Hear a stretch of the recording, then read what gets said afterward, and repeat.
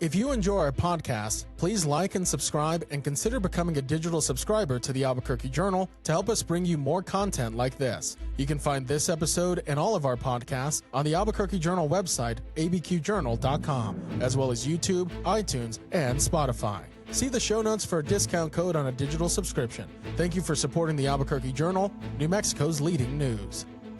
Welcome to Rounding Up the Roundhouse, our Albuquerque Journal podcast on the legislative session. It's the second week of the 30-day session here, which means that we're about a quarter of the way through the session already. Not that anyone's counting, but I'm joined today by my colleague, Gillian Barkhurst. Thanks for joining me. How's it going? Yeah, it's going good. Definitely, I've covered the session in its 60-day longer form. So this is a bit of a sprint, but it's going good. It's been fun to cover. Yeah, no, it's definitely a sprint. The 30-day, it seems like they, hit the ground running and then it stays busy. But then certainly everyone knowing that end date is, not that far away. So a lot to get done in a short amount of time. Yeah. You covered a hearing last week in House Consumer and Public Affairs Committee about a kind of immigration-related bill that's generated a lot of attention already during this year's session and during the 60-day session last year.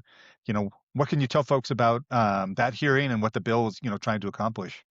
Yeah, so House Bill 9 is definitely something that's front and center, mainly because of the political situation and tensions that we have going right now. It has to do with ICE specifically, and essentially it would forbid counties from entering into contracts with private prisons for immigration detention centers.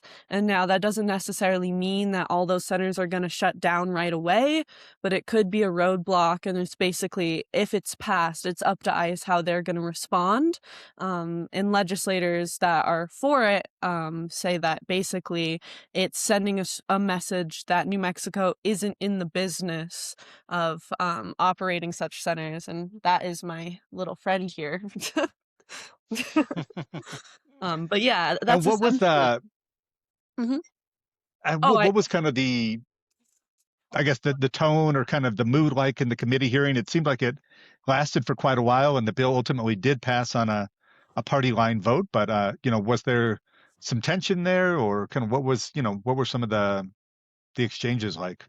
I mean, it was certainly tense, but I do think there was an understanding that everyone in the room knew that the numbers that were needed to pass it on to the next committee were there.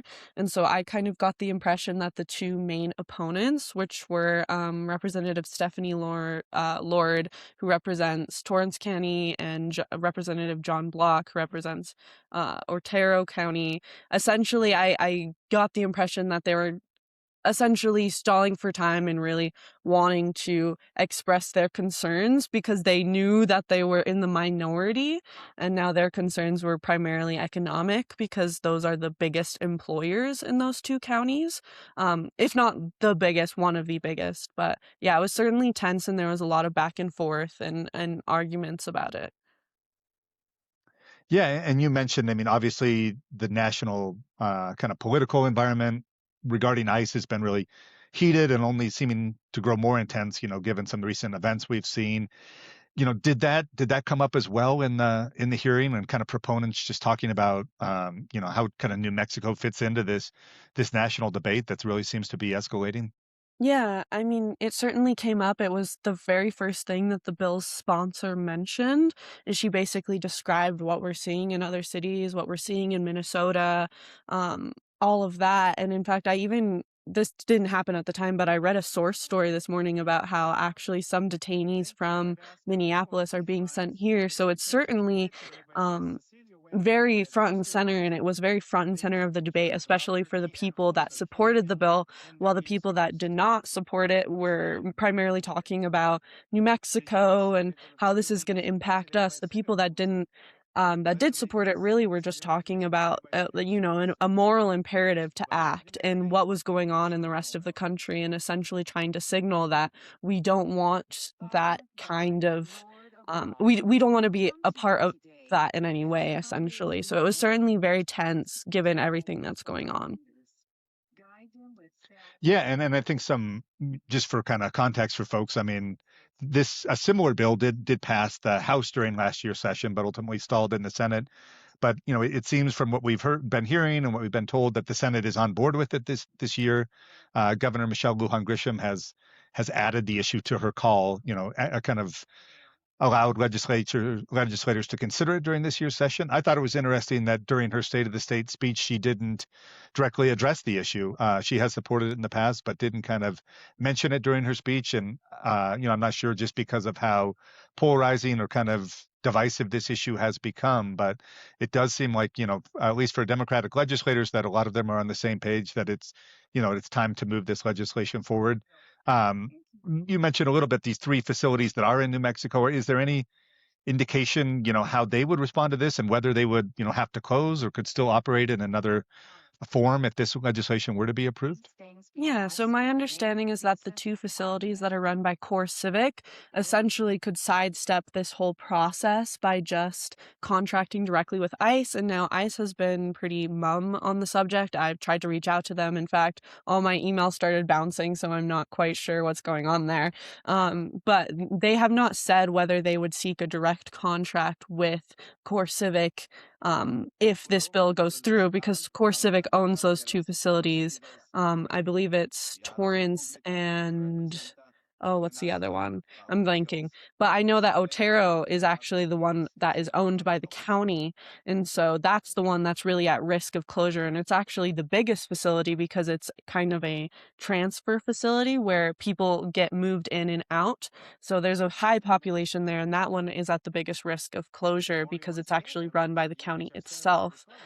So it's pretty complicated, and it depends case by case. And if this passes, it could mean that ICE considers it too much trouble to work here in New Mexico, or it could be that they sidestep the state government entirely by contracting directly with Core Civic. And now neither party has said directly, at least to the Journal, what their plans would be. But there's multiple kind of ways this could play out if it's passed. Yeah, I think it'll be really interesting to see what those repercussions are if this is passed and signed into law, and kind of what ends up happening there. I mean, there definitely seem to still be some unknowns about that. So, Yeah. switching gears, wanted to ask you, you've also covered kind of housing related issues a little bit, and housing has also been a big issue at the Roundhouse in recent years. And I know you cover Albuquerque City Hall as well. Are there any kind of housing related issues or bills that you're tracking during this year's session? Yeah, so there's a quite interesting one that's about GRT and affordable housing projects. So it actually essentially would eliminate GRT for any projects that meet the guidelines to be an affordable housing project. And essentially, the idea behind that is it would incentivize more developers to come to New Mexico to build those kind of projects because they'd be getting a fairly big discount. And my understanding is that, I mean, it depends project to project, but the one specific project I referenced in my story told me that their GRT comes out to about $7 million. And with that amount, they said they could build an upwards of 20 more units to that facility. Now, people on the other side are saying that that's going to affect, local municipalities. That's going to affect revenue because they're not getting GRT. And I've even heard from some renters, hello, that basically they're saying this doesn't help me, like giving discounts to these people that already have plenty of money doesn't necessarily help me because who's to guarantee, that this remains affordable going forward. But anyways, there's a wide variety of opinion, which I find interesting. But it is an interesting bill, and I know that the governor has spoken about affordable housing projects, and the state fair is one example where that was brought up. So we'll see if it makes it through in a session like this where there's a lot of issues and not a lot of time. Yeah, and I kind of have the sense, like you said, I mean, that housing is probably an issue that we're going to be hearing more and more about. Affordability has kind of become a buzzword in politics, and certainly at the Roundhouse as well. And I think housing is one issue where we're seeing that play out. And the legislature has appropriated money for affordable housing in recent years, but I found some statistics that were pretty eye-opening, that rents in Albuquerque have risen by 65% since the start of 2017.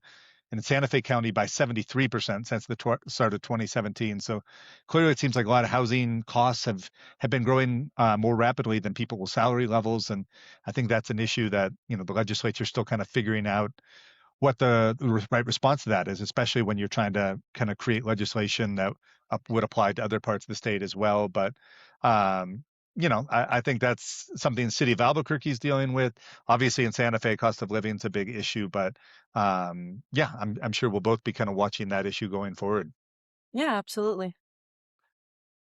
Well, we're hoping to have Gillian up here at the Roundhouse for some more coverage, or at least helping from Albuquerque as well. Is there anything else you're kind of keeping an eye out when it comes to legislation at the Roundhouse for the 30-day session?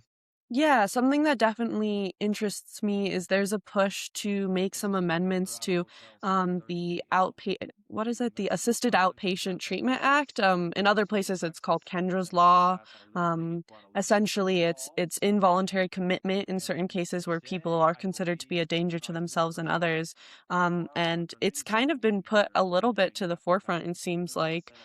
So I certainly find that bill interesting. We'll see what happens with it, because it kind of comes into that big mesh of discussions about crime and mental health and homelessness and all these different kind of sectors. You could say, oh, she did not like that. She's trying to push her away from the camera. But anyways, I find that bill certainly interesting, and we'll see. We'll see. Yeah, no, I think I'm glad you brought that one up. I think that bill passed the Senate on Friday. The Senate already did pass 3 kind of higher profile bills on Friday. Mhm. The one that you mentioned, kind of dealing with involuntary commitment, assisted outpatient treatment. That bill now goes over to the House, and they also passed a big road bonding package and also one of the medical compact bills. We've seen a lot of these compact bills introduced, and it seems like they could be moving forward pretty quickly. So could even have some floor votes by later this week, and more bills starting to move through the committee process. So it's starting to get busy at the Roundhouse, and hard to believe it, but already next week we'll be halfway through. So there always is kind of a sense of urgency at the Roundhouse, especially in these 30-day sessions where time is so valuable. So wanted to thank Gillian for joining us today on the episode, and look forward to following your coverage of the Roundhouse and other issues as well. I know you're busy. You got a lot going on. So Oh yeah, and hopefully we can do this in person sometime, and I won't have a little cat interrupter. But anyways, I hope to see you up there soon, and maybe we can do a fun little broadcast from there. yeah, that'd be great. And I think the cat added some good color to the Yeah, episode here. she's got a lot of You can follow. opinions. That's right. You didn't like some of the opinions, but She didn't. Yeah, that's um, she did not like them. you can find our stories at abqjournal.com. We'll be trying to keep you posted on the latest developments at the Roundhouse. You can also find these podcasts at the Journal's website, also on YouTube and Spotify, wherever you get your podcasts, and certainly keep up with all the great work our colleagues are doing as well on a whole range of issues. And stay tuned for another podcast later this week. Things are getting busy at the Roundhouse, and show no signs of slowing down. Thanks for watching.